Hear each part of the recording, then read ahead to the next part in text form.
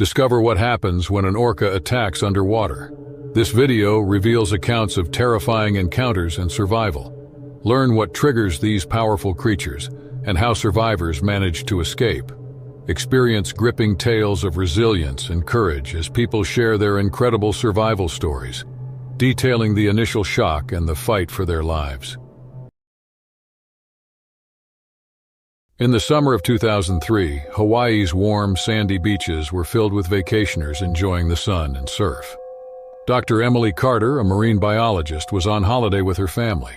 She studied aquatic life for years, so this trip perfectly blended work and relaxation. Her son, Jake Carter, was excited to play in the ocean. One bright morning, the family set up their spot on the beach. Emily spread out a blanket and Jake ran towards the waves, his laughter mixing with the sound of the ocean. The beach was crowded with people swimming, surfing, and lounging under colorful umbrellas. The air was filled with the scent of salt water and sunscreen. Suddenly, a commotion arose near the shore as people pointed towards the water, their faces filled with awe and excitement. An orca had appeared, its massive black and white form gliding gracefully through the water, closer to the shore than anyone had ever seen. Emily's interest was piqued. She had studied orcas extensively but had never seen one this close to a beach.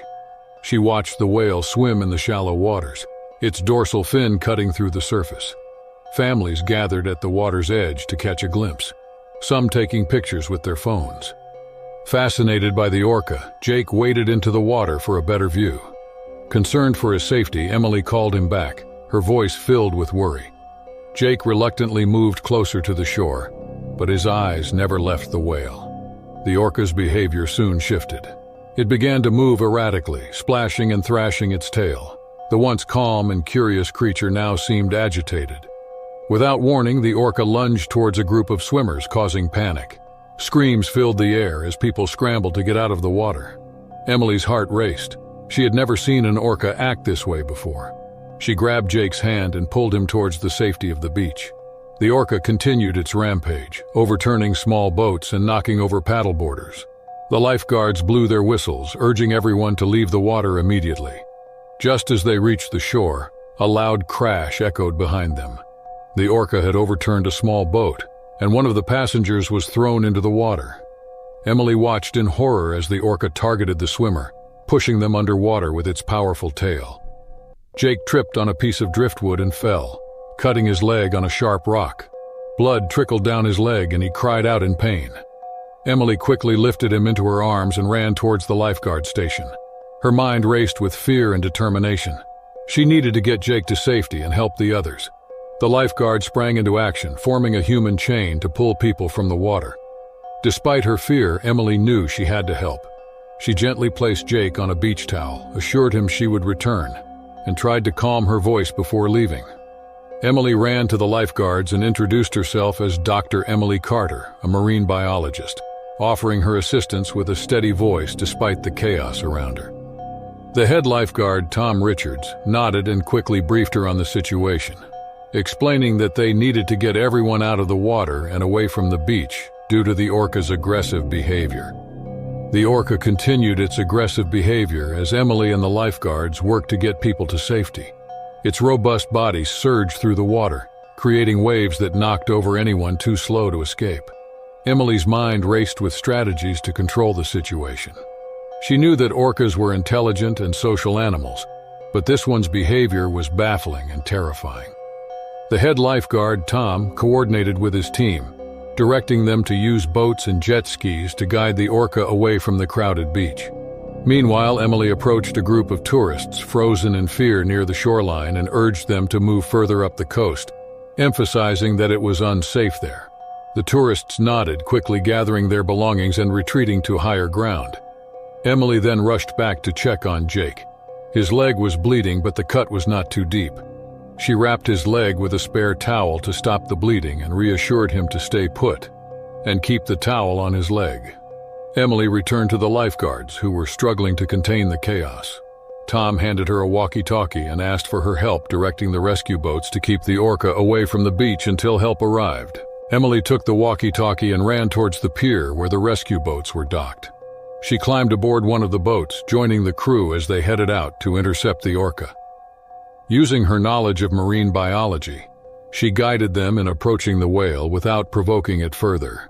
She instructed them to approach from the side, not head-on, to create a barrier, and slowly guide it away from the shore. The crew followed her lead, forming a semicircle around the orca.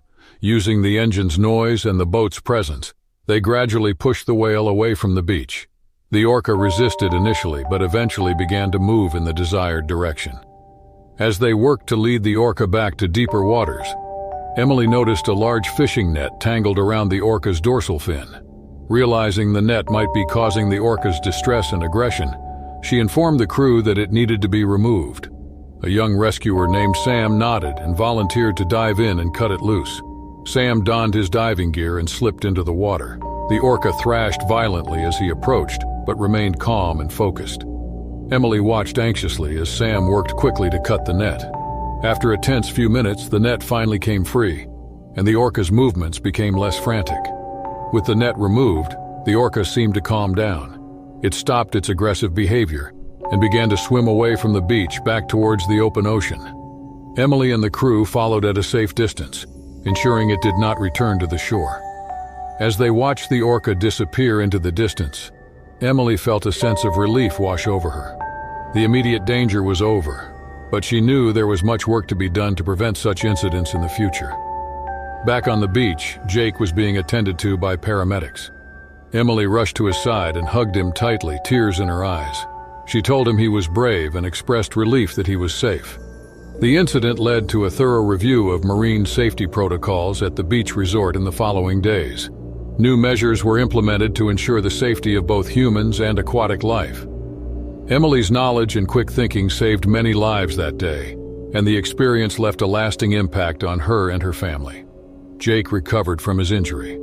Though he was initially scared of the ocean, Emily helped him understand the importance of respecting and protecting marine life. The incident also served as a stark reminder to all who witnessed it. The ocean is a wild and unpredictable place deserving our utmost respect. In 2004, the Mariana Trench in the western Pacific Ocean remained one of the most mysterious places on Earth. A team of marine biologists led by Dr. Mark Harrison was about to embark on a groundbreaking deep-sea expedition to explore this uncharted underwater world. They aimed to study the unique marine life that thrived in the trench's extreme conditions. Dr. Mark Harrison, a seasoned marine biologist, had dedicated his life to uncovering the ocean's secrets. His colleague, Dr. Sarah Green, shared his passion and expertise.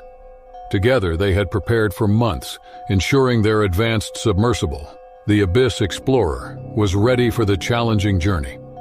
On a bright morning, the team launched from their research vessel. The submersible slowly descended into the depths, its powerful lights piercing the dark waters. Mark and Sarah monitored the controls, their excitement palpable. The screens inside the vessel displayed a mesmerizing array of deep-sea creatures, some never before seen by human eyes.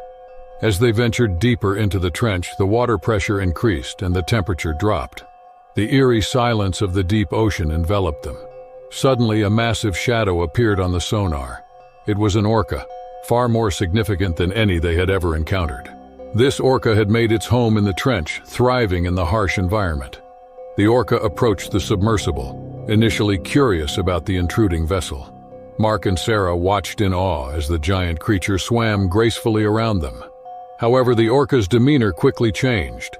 It began to thrash its tail and ram the submersible, causing the vessel to shudder violently. Mark gripped the controls tightly as the orca's attacks grew more aggressive. The submersible's lights flickered as it sustained damage, and the vessel's hull creaked under the immense pressure and the force of the orca's blows. Sarah, her voice filled with fear, urged Mark to escape before they were crushed. Mark nodded, his mind racing for a solution. He tried to maneuver the submersible away from the enraged orca, but the creature was relentless. It slammed into the vessel again, causing critical systems to fail. Alarms blared and the interior lights dimmed as power levels dropped. Mark, his voice steady despite the chaos, insisted they repair the damage and return to the surface. He emphasized that they first needed to get the orca to back off. Sarah scanned the control panel and activated the submersible's emergency sonar pulse. The loud, high-frequency sound startled the Orca, causing it to retreat temporarily. Seizing the opportunity, Mark guided the submersible into a narrow crevice in the trench wall, hoping it would provide some protection. With the immediate threat at bay, Mark and Sarah assessed the damage. The control room was a mess with broken equipment and leaking pipes. They had limited time before the Orca returned, and the submersible's integrity was compromised. Mark grabbed a toolkit and suggested starting with the central power system. He believed they could get the power back online. Sarah nodded, and they began working frantically to repair the damaged systems. Sparks flew as they reconnected wires and replaced fuses. The Orca's roars echoed through the water, constantly reminding of the danger lurking outside. As they worked, Sarah couldn't help but think about the significance of their mission. They were on the brink of discovering new species and understanding more about the deep-sea ecosystem. But now, their survival was the priority. Mark and Sarah's teamwork paid off as the submersible system slowly returned to life. The lights flickered on and the control panels hummed with renewed energy. However, their relief was short-lived. The Orca had found them again and resumed its assault. Mark yelled for them to brace themselves as the submersible shook violently. They needed to find a way to escape the trench and reach the surface before the vessel sustained irreparable damage. The deep-sea expedition had turned into a harrowing struggle for survival. Mark and Sarah knew their ordeal would increase interest and funding for deep-sea exploration and improve safety measures. But first, they had to survive the relentless attack of the massive Orca. Mark and Sarah braced themselves as the Orca's relentless attacks continued. Each impact threatened to break the submersible apart. The crevice they had taken refuge in provided some protection, but it was not enough to keep them safe for long. They needed a plan to escape the trench and return to the surface. Mark focused on navigating the damaged submersible while Sarah closely watched the Orca's movements. The creature circled its hiding spot, its aggression undiminished. Mark knew they needed to buy more time to repair the vessel and find a way out fully. Mark spotted a narrow passage leading away from the trench wall. Determined, he guided the vessel into the passage using the submersible's remaining thrusters, hoping the confined space would deter the Orca from following them. The passage was tight, and maneuvering the submersible was challenging. The vessel scraped against the rocky walls, adding to the damage. Mark and Sarah winced at every jolt, knowing their situation was precarious. They moved slowly. Each meter gained a small victory. The Orca continued to stalk them, but the passage's narrow confines prevented it from launching full-scale attacks. The creature's frustration was palpable, lashing out whenever the submersible appeared. Mark and Sarah pushed on, their determination unwavering. After what felt like an eternity, they emerged from the passage into a broader expanse of the trench. Mark immediately set to work on further repairs, while Sarah monitored their surroundings. The Orca's presence was still a looming threat, but they had gained precious moments to assess their situation and make critical fixes. With the central power system stabilized, Mark directed their focus to the propulsion system. The submersible needed enough thrust to ascend from the depths and reach the surface. Sarah worked on rerouting power to the engines, her hands moving deftly despite the tense atmosphere. The Orca, sensing their renewed efforts, attempted to re-engage. It charged at the submersible, but the broader space allowed Mark to steer clear of its attacks more effectively. He guided the vessel in evasive maneuvers, each successful dodge buying them more time. Finally, the propulsion system roared to life. The submersible shuddered as the engines powered up, and Mark knew they had one chance to escape. Determined, he pushed the controls to initiate their ascent, thinking, "It's now or never." The submersible surged upwards, the pressure easing as they ascended. The Orca pursued them, but the increasing depth made it harder for the creature to maintain aggression.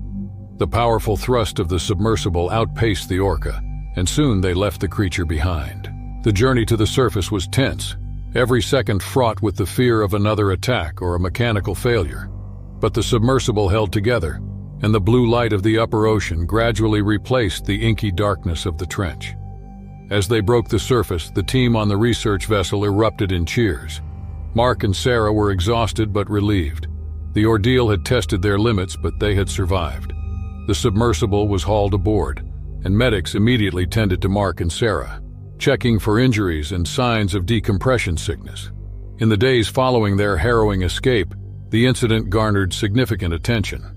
Mark and Sarah's bravery and quick thinking highlighted the need for improved safety measures in deep-sea exploration. Funding and interest in their research surged, and new protocols were established to protect scientists and marine life. Mark and Sarah's experience powerfully reminded them of the unpredictable nature of the ocean and the creatures that inhabit it. Their dedication to understanding the deep sea remained unshaken, and they continued their work with renewed vigor, driven by the knowledge that there was still so much to discover and protect beneath the waves. In the icy waters of the Arctic near Svalbard, Norway, adventurer John Miller and his team set out to document the effects of climate change. The cold air bit at their faces as they navigated their small research vessel through the ice-laden sea. John, a seasoned explorer, led the team with excitement and caution. They were determined to capture the stark realities of the melting ice and its impact on the environment.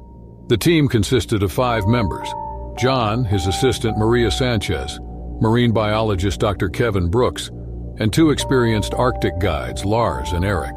They worked tirelessly, filming the receding glaciers and recording data on the rapidly changing landscape.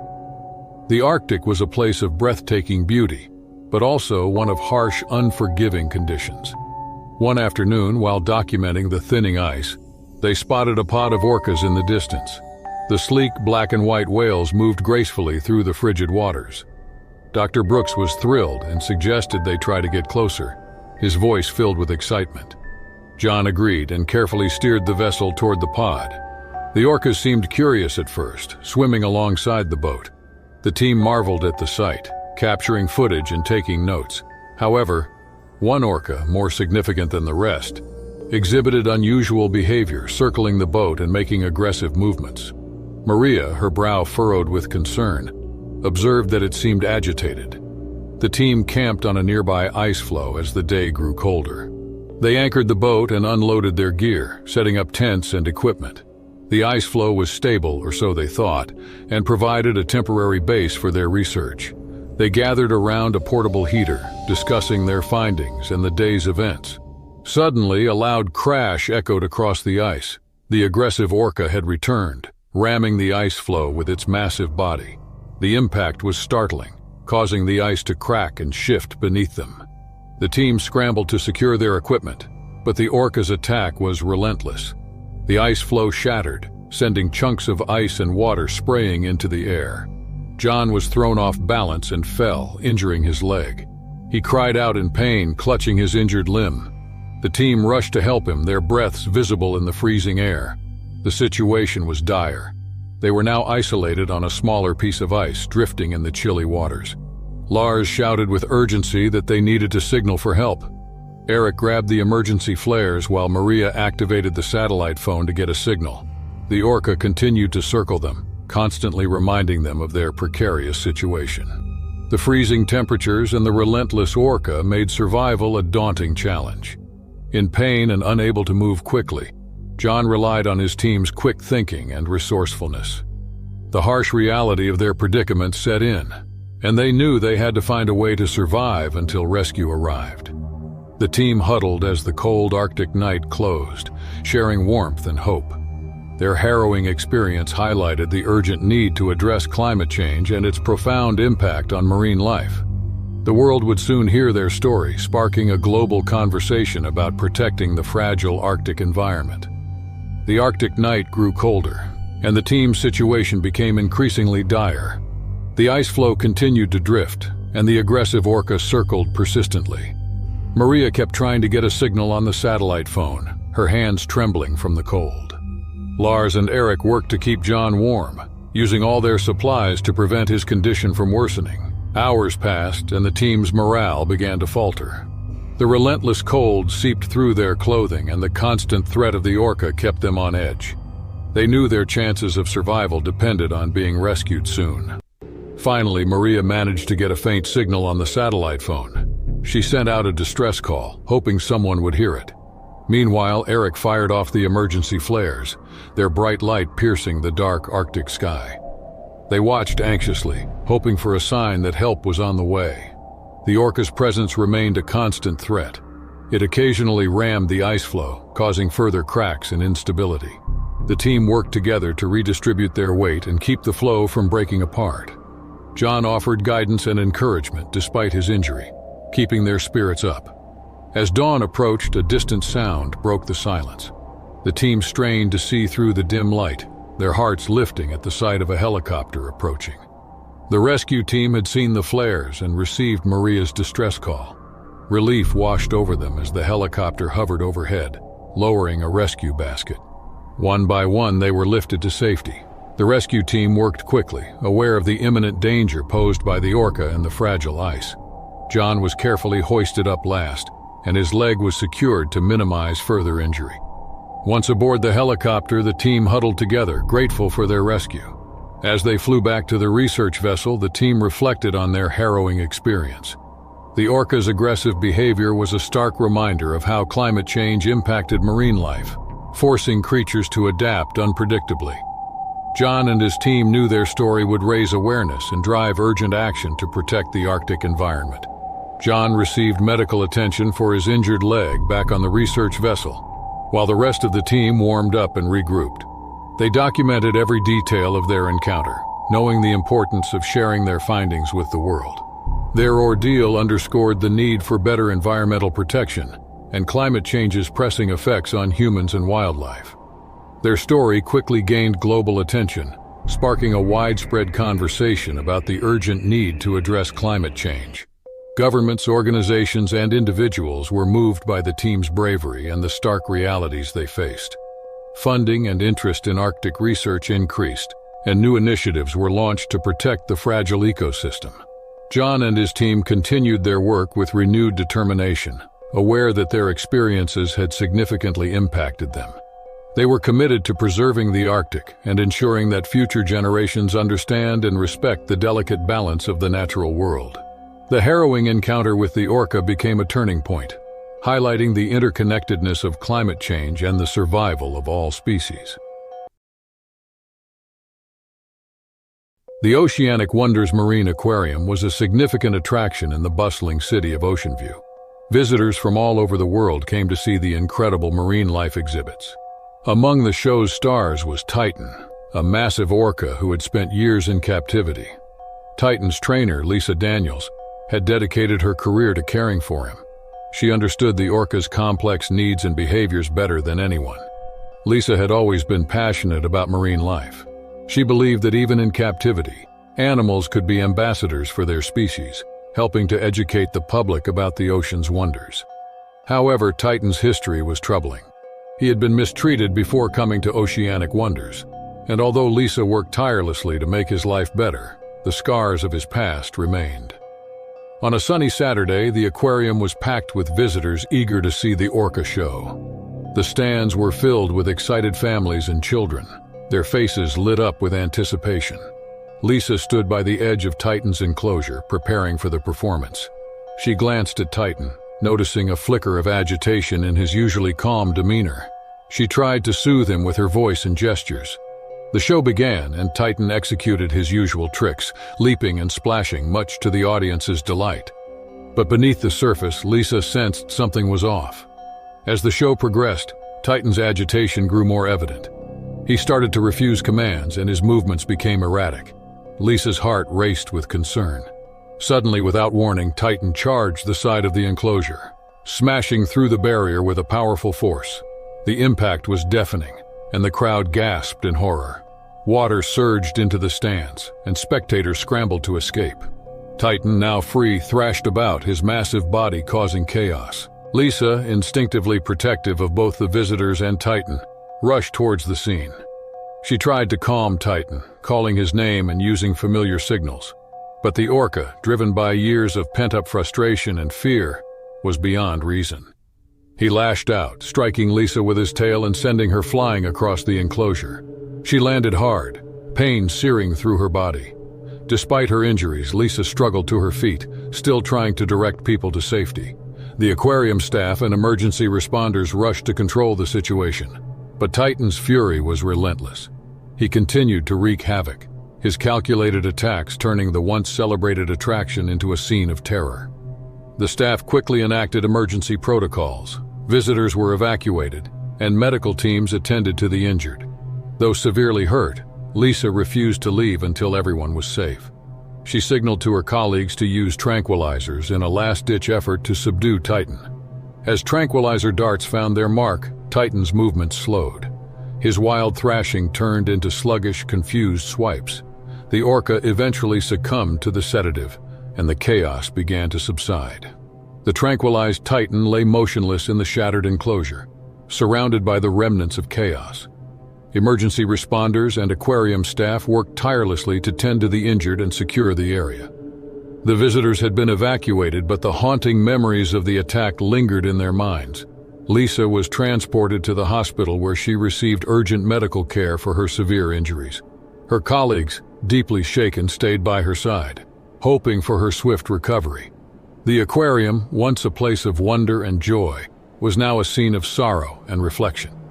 In the days following the incident, Oceanic Wonders Marine Aquarium faced intense scrutiny. The media descended upon the facility, capturing every detail of the devastation.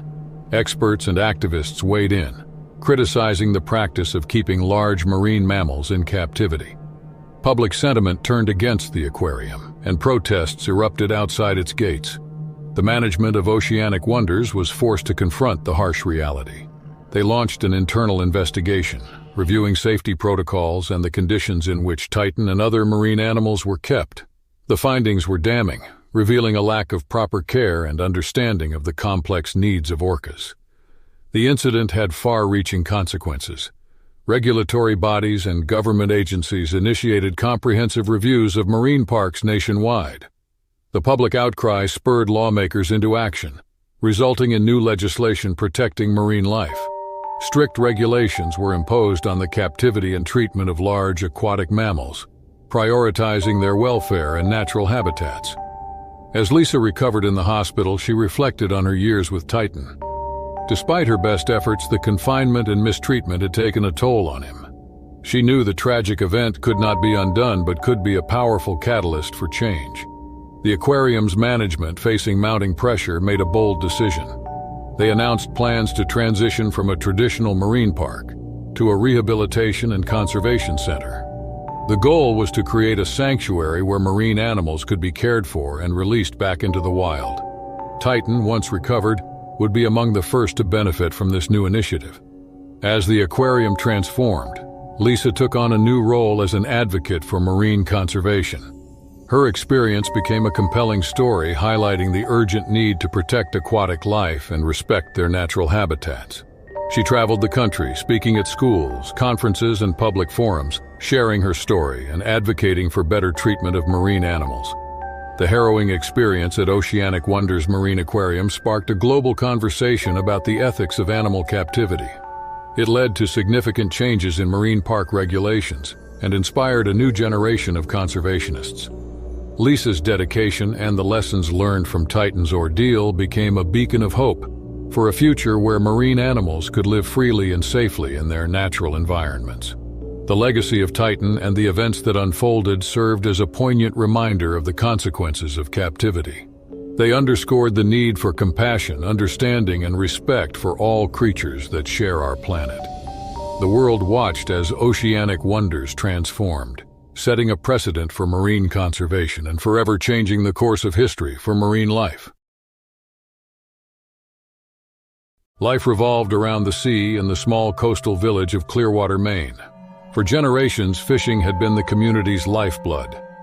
A seasoned fisherman, Tom Rodriguez, led a crew that included his longtime friend Carlos. Recently, however, their nets had come up empty. An unusually aggressive orca had been targeting their boats, driving away the fish and damaging their equipment. The villagers were growing desperate. With their livelihoods at stake, they gathered at the local tavern to discuss the problem. Frustrated and worried about the future, Tom, his voice filled with determination, suggested they hunt the orca. The others agreed, and plans were quickly made. Tom, his crew, and several other fishermen set out to sea in their boats the following day. Armed with harpoons and makeshift weapons, they were determined to end the Orca's reign of terror. The sky was overcast and the choppy waters reflected the villagers' tense mood. As they ventured further into the ocean, the Orca appeared, its massive dorsal fins slicing through the water. The fishermen's boats formed a loose circle around the creature, their eyes locked on its every move. The Orca, sensing danger, began to swim erratically, its movements quick and unpredictable. Suddenly, the Orca charged at Tom's boat. The impact was tremendous, nearly capsizing the vessel. Carlos, standing near the edge, was thrown overboard. The water erupted in chaos as the Orca continued its assault, ramming the boat with incredible force. Tom and his crew scrambled to pull Carlos back on board, but the Orca's aggression was relentless. Carlos managed to grab a rope and, with great effort, Tom and another crew member hauled him back onto the boat. However, Carlos had been severely injured. His leg was badly mangled and he was losing a lot of blood. Tom's heart pounded with fear and anger as he tried to stabilize his friend. The other boats in the hunting party attempted to drive the Orca away, but the creature defended its territory with lethal precision. It darted between the vessels, causing chaos and confusion. Harpoons flew, but the Orca seemed to anticipate every move, avoiding the attacks with agile grace. Amid the deadly battle, Tom realized that their approach was futile. The Orca was too powerful and intelligent to be subdued by brute force. The sight of Carlos's injuries and the mounting danger to his crew forced Tom to rethink their strategy. He signaled the other boats to retreat, hoping to regroup and find another way to deal with the Orca. As they headed back to Clearwater, the mood was grim. The villagers had witnessed the Orca's strength and cunning, and it was clear that hunting the creature was not the answer. The confrontation escalated the conflict, risking lives and failing to solve the problem. Back on shore, Carlos was rushed to the local clinic. The villagers gathered around, their faces etched with worry and fear. Tied by the day's events, Tom knew they needed a different approach. The community's survival depended on coexisting with the marine life that shared their waters. The following steps were uncertain, but the ordeal had sparked a realization. They could no longer view the Orca as an enemy. They needed to understand its behavior and find a solution for the villagers and the Orca to thrive. The future of Clearwater rested on a newfound respect for the ocean and its inhabitants. As Carlos received medical attention, the villagers of Clearwater gathered to discuss their next steps. The aggressive encounter with the Orca had made it clear that a confrontation was not the solution. Now, more reflective and determined, Tom stood before the community and proposed a new plan.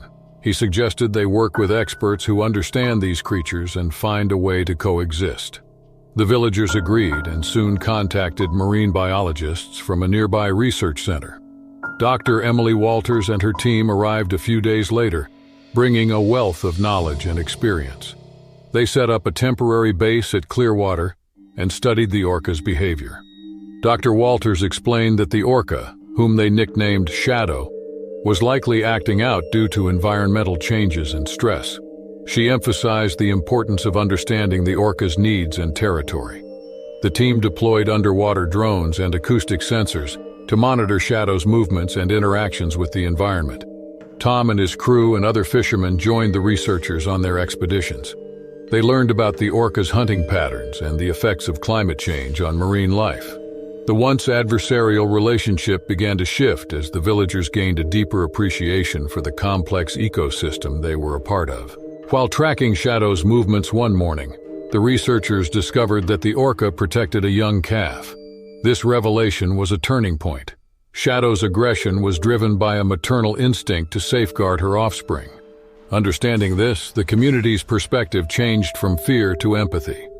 The villagers and researchers worked together to create a plan for the Orca and the fishing community to thrive. They established designated fishing zones that avoided the Orca's territory, reducing the chances of conflict. They also implemented sustainable fishing practices to ensure the health of the marine environment. As weeks passed, the tension between the Orca and the fishermen eased. Shadow's sightings became less frequent, and the fishing nets began to fill again. The collaborative efforts paid off, creating a balance that respected the Orca's needs and the villagers' livelihoods. The incident with Shadow and the subsequent changes sparked a broader conversation about marine conservation.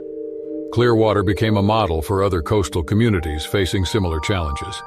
The story of Tom, Carlos, and their village reached far and wide, inspiring others to find peaceful solutions to human-wildlife conflicts. Carlos, recovering well from his injuries, played a crucial role in educating the younger generation about the importance of coexistence and respect for nature. The village of Clearwater, once defined by its struggle against the sea, now stood as a beacon of harmony between humans and the marine world. Through their ordeal, the villagers learned that understanding and cooperation were far more potent than confrontation. The bond between the people of Clearwater and the ocean deepened, ensuring a sustainable and prosperous future for both.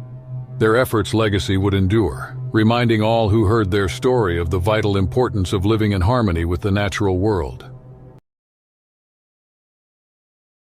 In the summer of 2001, the coast of France was full of excitement as the international sailing race began. Sailors from all over the world came to compete in this famous event. Among them was Anna Thompson, an experienced sailor who had spent many years sailing in challenging waters. Her boat, the Sea Breeze, was ready for the difficult race ahead. The race started with clear skies and good winds. Boats of all sizes moved through the blue waters, their sails catching the wind beautifully. Anna skillfully steered the Sea Breeze, staying close to the leading boats. The friendly competition among the sailors made for a thrilling atmosphere. As the race continued, the boats reached a wide open sea area. Suddenly, a vast orca appeared. Its tall fin cut through the water, catching everyone's attention. At first, the sailors were amazed by the giant whale, but their amazement quickly turned to fear as the orca acted aggressively. The orca began attacking the boats, hitting them with great force. Panic spread among the sailors as their boats rocked violently. Anna's ship, the Sea Breeze, was hit hard.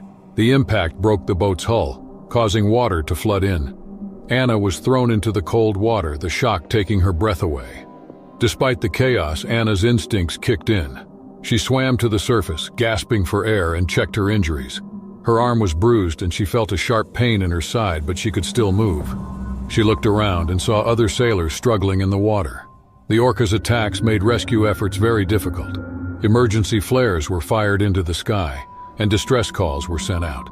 Rescue boats from the nearby port of St. Malo rushed to help, but the orca's aggressive behavior made it hard for them to get close. The mighty whale kept ramming the boats, defending its territory. Anna and the other sailors held on to floating pieces of their boats, using their survival skills to stay afloat. They formed a small group, helping each other and keeping an eye on the orca. Their shared ordeal brought them closer, helping them stay calm and focused. The orca circled the area, always a threat. Rescue helicopters flew overhead, dropping life rafts and supplies to the stranded sailors. The sailors worked together to secure the rafts and help the injured. Despite her pain, Anna took charge, using her experience to lead them through the crisis. Hours passed and the rescue operation grew stronger. The orca's attack slowed, allowing rescue boats to reach the survivors. Anna and the other sailors were finally pulled from the water, exhausted but relieved.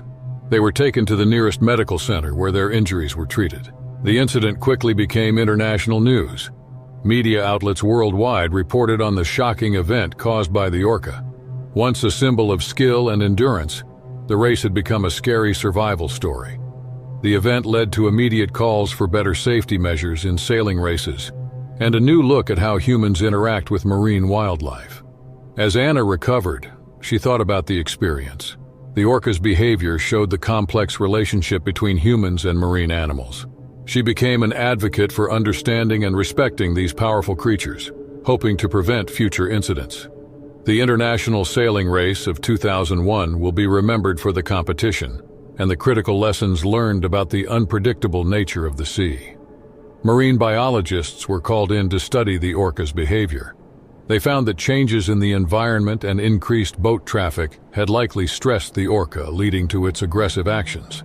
This information helped shape new guidelines for sailing near areas inhabited by orcas and other large marine creatures. Anna, now an advocate for marine safety, shared her story widely. She emphasized the need for better understanding and respect for the ocean's powerful inhabitants. Her experience inspired many to support conservation efforts and pushed for further research on marine life behavior. The International Sailing Race of 2001 became a turning point. Organizers of future races incorporated strict safety protocols, including mandatory courses on marine life for all participants. These measures aimed to ensure that such an incident would not happen again. The story of the Orca attacks during the sailing race served as a powerful reminder of the need to respect and protect the delicate balance of the marine ecosystem. Through collaboration and education, humans and aquatic life peacefully shared the vast, unpredictable ocean.